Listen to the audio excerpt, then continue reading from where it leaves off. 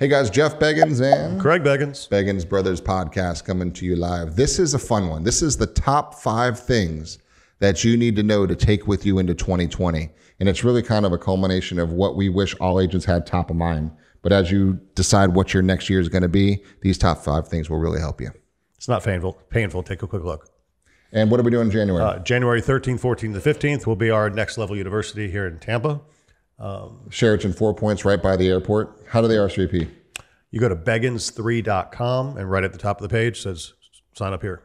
And guys, if you have not yet, hit that subscribe button, get notified of all the content we're pushing, and tag some friends you think are going to watch this version. Thanks, guys. Enjoy. One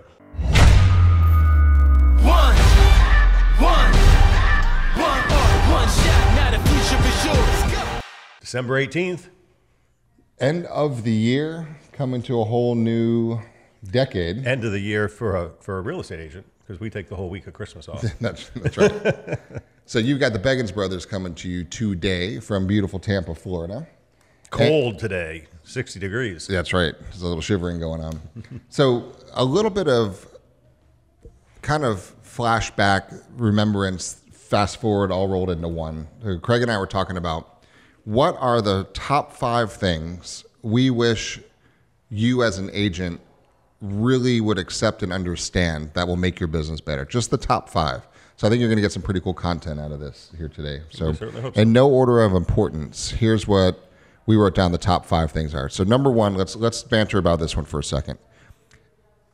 Your schedule Is your job. is your job, period. That's it. Your schedule is your only job. That was drilled into my head early on. And it is so clear. How important is that? Let's chat about that. And how do people not understand I think that? you first understand, if your schedule is your job and you have a job, most jobs are 40 hours a week. So if you are going to literally spend 40 hours a week in this real estate industry, how could you not find a transaction in 40 hours? Right? So if you found a transaction a week, even if 10 or 20% canceled, you'd be doing 40 closings a year.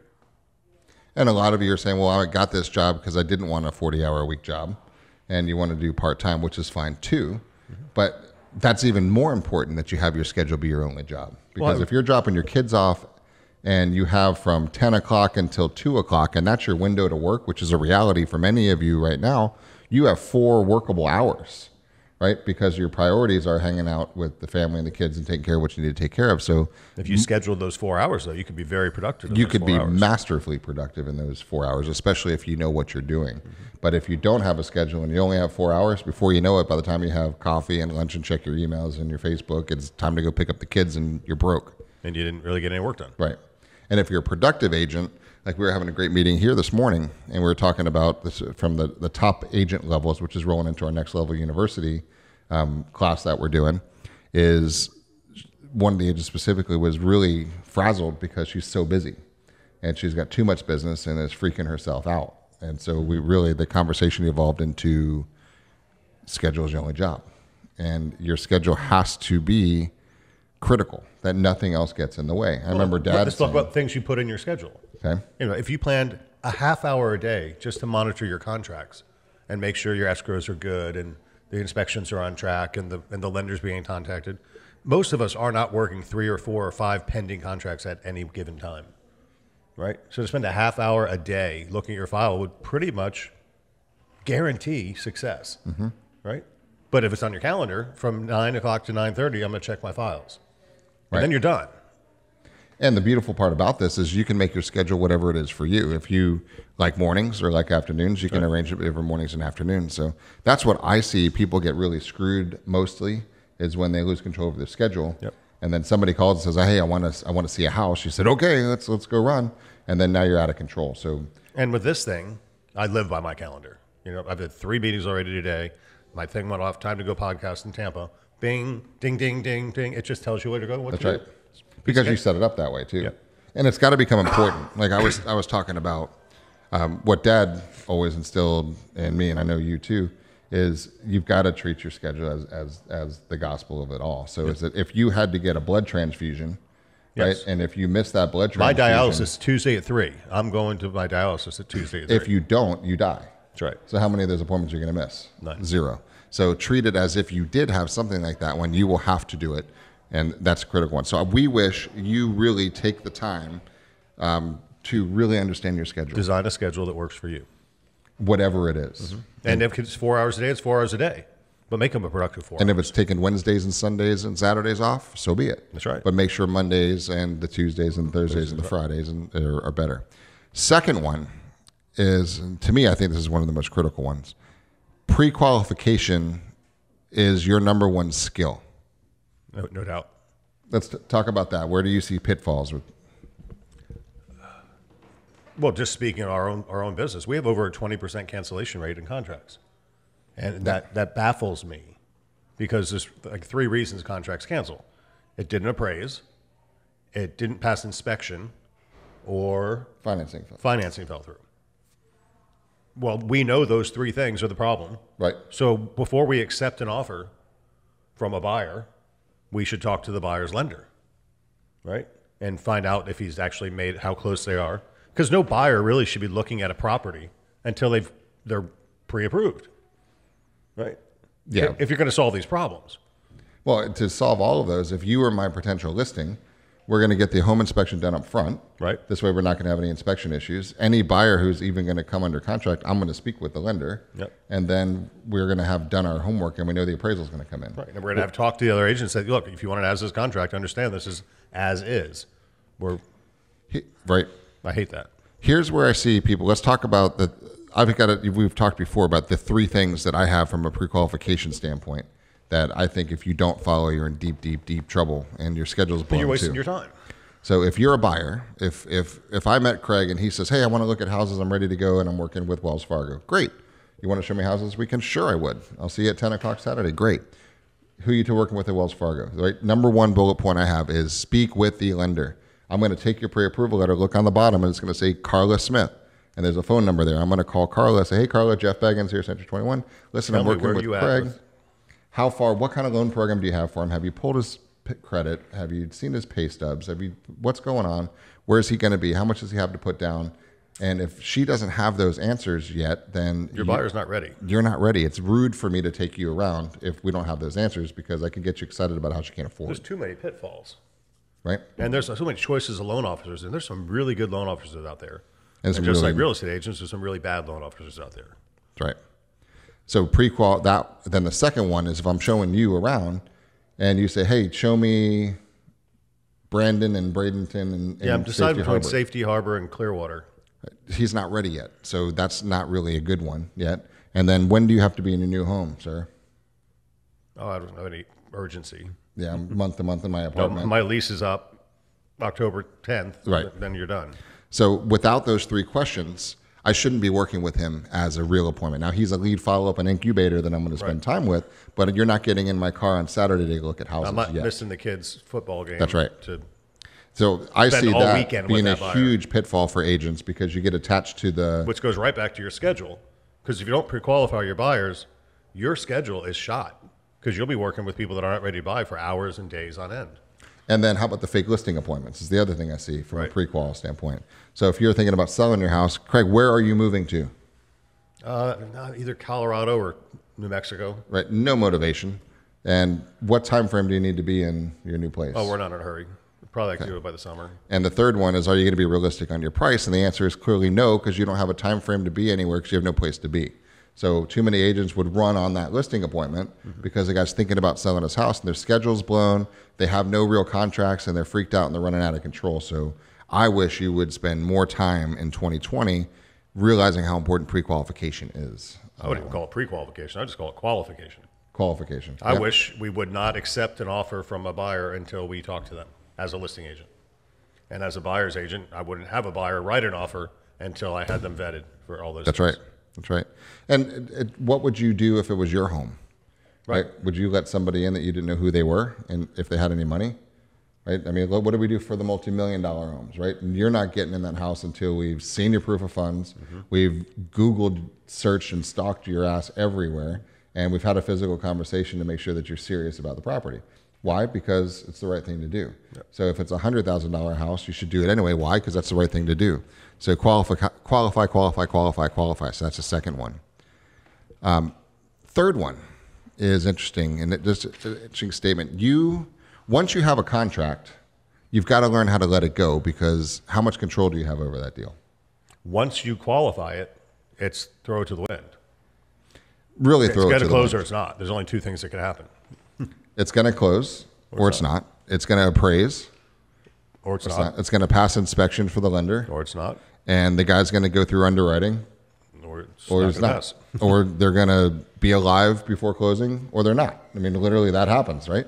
So, and you have zero control over any of those items at all. So we see so many people working on their deal and saying, oh my God, I got this deal closing next Tuesday and I got to make sure the appraisals. You don't do anything, right? You have nothing to do with the appraisal at all. I've got to work to keep this deal together because I don't want to spend my time on my calendar doing what I'm supposed to be doing. Right, to find another one. So to that point, you have no control whether it closes or not, and it's predetermined it is or it isn't. I just want to be clear. You have control once the contract is accepted. You have no control. After it's accepted. Once it's a contract, you have no control over that to closing. So you better have 3 or 4 things pending, because to your point, 20% of them are going to fail. That's right. And so just be prepared for that, budget it in. I know you're doing a good business planning this morning, and you kind of factored all that in on that. And if people want a copy of the business planning thing that we're doing, maybe we could send a message and send it over. The next one is, this one I think is really important. It kind of goes to what we're doing with Next Level U, is realize that everything does work, right? But if you don't pick one And master it. you're going to never have a business. Yeah. So, we're very fortunate. Realty has created some really cool stuff for us. And Mike, our marketing guy, has created some really cool stuff. And like you said, everything works. But it's like drinking out of a fire hose. Yep, There's it too is. many things. And the analogy I use is it's like being a rich kid at Christmas. The presents keep coming, and you don't even have time to play with them because you want to open the next present. Well, it's the same thing for us in real estate. You got RealSure, you got iBuyers, you've got special social media things Yeah. you can do. You got all this stuff. Too many. And it all works. But if you're spending all your time, a little bit of time on social media and a little bit of time on iBuyers and a little bit of time on this, a little bit of time on that, you're not getting anything done. Because you guys know you're guilty of this. You're sitting there, you're like, oh my God, that's a great idea. I'm going to start working on that one. You start working on it, like, what did you just say? Oh my open God, houses? that's a great idea. Let me go work on that one. You got a buyer from open houses? And Okay, you I'll try open houses. You spend a day and a half on that one. You say, what? Huh? Oh, that's an interesting YouTube video I saw. That's a great idea. Let me go do this one. And then 6 weeks goes by, 8 weeks go by, and you've not even half-assed any of them. You've 10th-assed a bunch of them, and you're sitting around wondering why you don't have any business and why everything works, because you see the person who did that open house, that was a good idea, actually followed through, and that was their mastery moment, right? Yeah, so when open houses we teach, on Monday, turn the open house request into the staff. Yep. They're going to put it on century21.com. They're going to put it on YouTube. They're going to put it on Zillow. They're going to put it on Realtor.com. They're going to get all that up. And then you got 5 days of pre-marketing going on, advertising your open house. Setting up the Facebook events, doing the flyers, doing the signs. That's an event. It's an open house event versus somebody else's. Friday, I think I'll do an open house on Saturday. Total different concept. But somebody's saying, oh, that's a good idea. But that goes back to our number one is your schedule. If you know that on Saturday you're going to do an open house, then you can put in your schedule the events leading up to the event. That's right. So if you don't pick one, guys, and my wish for you for 2020 is pick one, right? Maybe two. Get one, exhaust it, and then do number 2 if you have to. 1 or 2, depending on your schedule, you can kind of work those in there. But if you start to kind of hodgepodge it and just do a little bit, guys, it's not going to work. And then the last one is have the self-awareness to know whether or not you're a transactional agent or actually in this to build a business. And either one's okay. Let's talk about the difference between those two in a second. Okay. Well, this is interesting. So the little class I did this morning was, I took an example of just business plan. I said, how many listings are you going to take next year? Mm-hmm. And I did a sample. And my sample said 18 listings taken for the year. And then I said, well, let's be real, because some of those listings are going to come in October, November, and might not sell this year, right? Because there's a timing element. Some simply are going to be not motivated and are going to cancel. Not priced right, yep.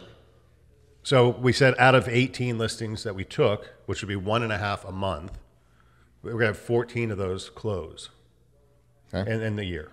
And then we talked about buyers, and this example said, I'm going to work with 2 buyers a month. Okay. right? And we were going to work with a buyer like you talked about. So that would be 2 buyers a month would be 24 buyers. 2 guys, not 24 of them, 2 buyers. 2 buyers, but 24 buyers for the year. And then we figure some of those are going to cancel and have timing delays for the year. So we cut that down to 18, I think it was. So we added 18 and 14. It was 32 transactions. That's a aggressive year for a real estate agent. 32 transactions. Right. You are in the upper echelon It's of almost everything. 10 times what the average agent does in the country. And then we went and said, let's pick an average sales price of 300 grand. And I said some words I shouldn't say on this. We decided we're going to get a 3% commission. So it was $9,000 per closing times 32 closings. It's 9 times 30, 207. It's just like $300,000. And then I said, well, $300,000, you're in a high tax bracket now. Yep. So you're going to pay a good 35% probably income tax. So 35% of 300 grand, about 90. You still got $200,000 tax free coming in. Then we broke that down to $16,000 a month. And this is what the point I want to get to. If you're making $16,000 a month, you think differently than if you're going hand to mouth, right? Yep. So we're talking about being a transactional agent. When you have that level of business we just discussed coming in, you can afford help. That's right. You know, spend $375 on a transaction coordinator to monitor all this so you can go do what you want to do, whether you need the help with the work or just want to take the time off. Have somebody who does that for you. Makes all the sense in the world. Now, that was a perfect example of a business mind in real estate, right? That's running a business like a business. That's talking about doing 1.5 listings, right? And 2 buyers. That's 3.5 transactions a month, right? So a schedule, somebody working a 40-hour week. And there's 4 weeks, so you're talking about less than one deal a week. Right. If you're really focusing, and you can find 1 deal a week. You guys know you could if you're focusing on it. But that's running a business. That's numbers. That's accountability. That's the whole quadrant. But that's making 16 grand a month net to your pocket, which is a big business. That's a big business. So here's the challenge I see this time of year. Everyone's saying, "Do your business plan. Do your business plan." And there's so many agents that are just like, I just zoned out with everything you just said, Craig, because it's just a lot. Because I don't really want to think about it. I'm happy to bring in 25 grand to help the household. Perfect. Right? So Do that in January. Take the rest of the year off. But embrace that, right? If that's the case, if you're truly happy making 25 grand, that's 5 deals over 12 months. Do a deal every other month and take the pressure off yourself. But don't trick yourself into thinking you even have to look at the form Craig talked about. You don't. You don't. You're going to hang out. You could go to a bar every day with your name tag, right? And you will find 6 deals throughout the course of the year just from knowing the bartender and tipping him or her well. Right? That's not a business. That's doing transactions. And what percentage of the agents in the industry are doing transactions versus running a business? I'm going to say 80%. At least, right? Which is interesting, right? But it's true.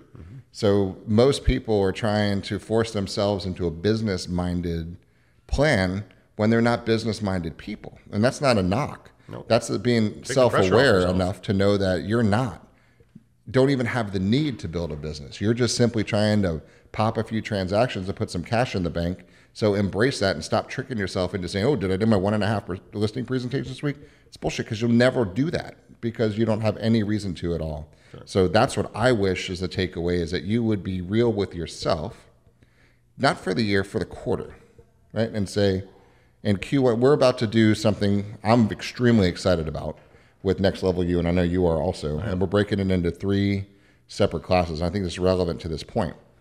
Day 1 is Next Level U, the fundamentals, and that's the name of it. It's invitation only to people doing less than 4 transactions. 0 to 5 deals, that's it.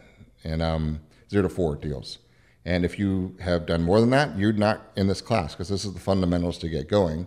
And this is 0 talk about business plan. There will not be a business. With the intention of getting 4 transactions in the coming quarter. That's right. We will. Just by focusing on the fundamentals. Of transactions without any business planning to it. Right. It's about going to get 4 deals this in Q1. So think about just Q1. Don't even think about 2020, because there's elections coming, there's rates incoming, there's who knows what's going to happen.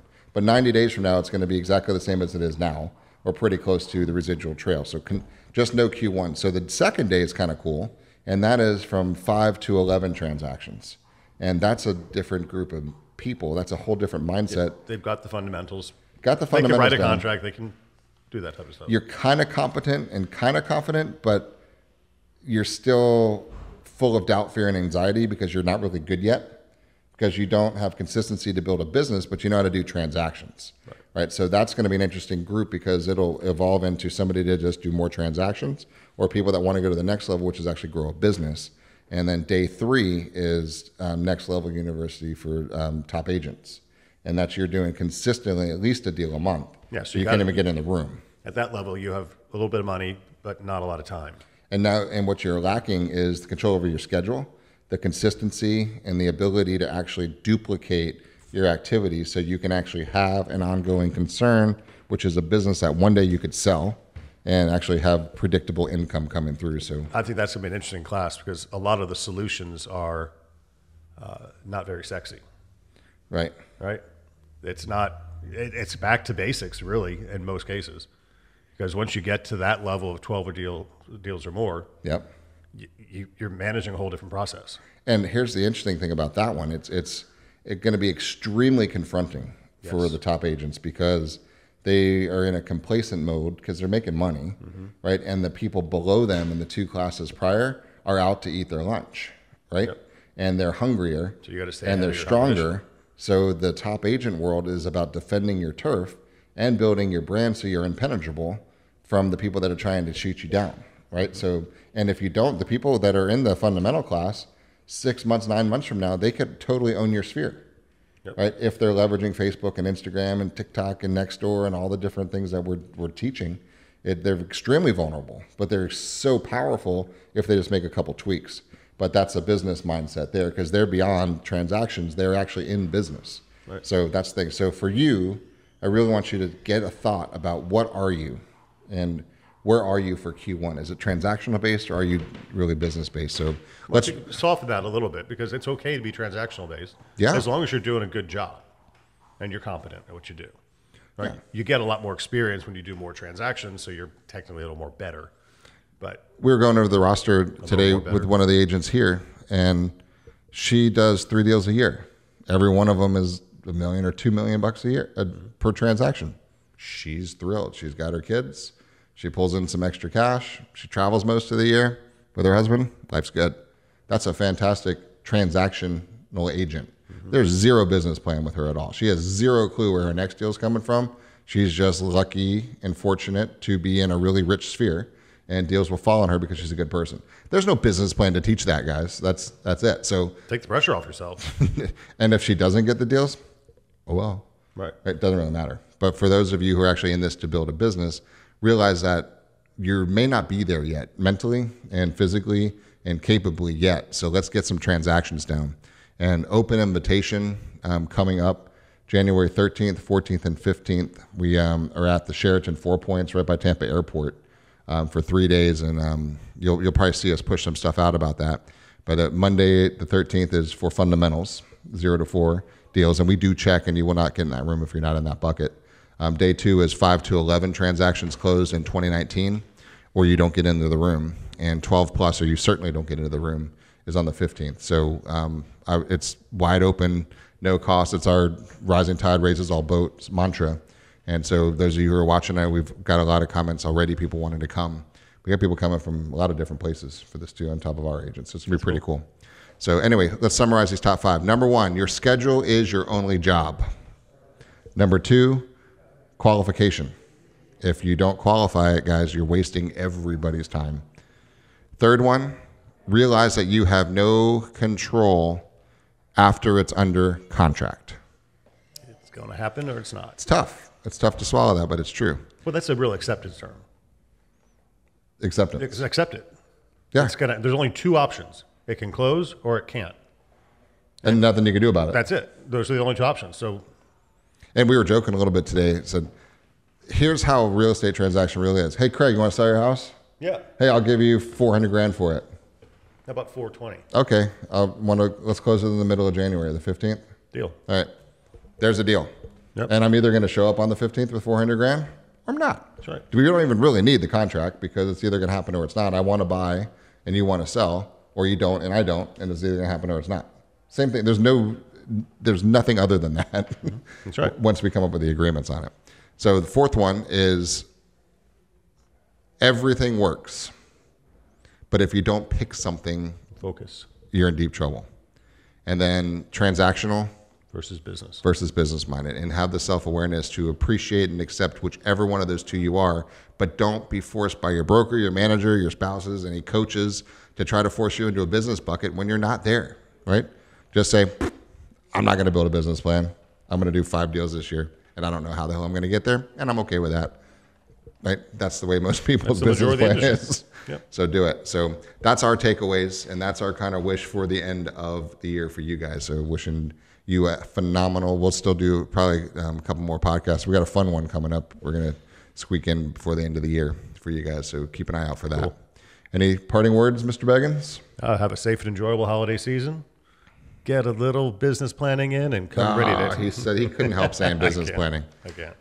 Or do some transactions, have some fun. Let's make 2020 rock and roll. This is just my last thought here.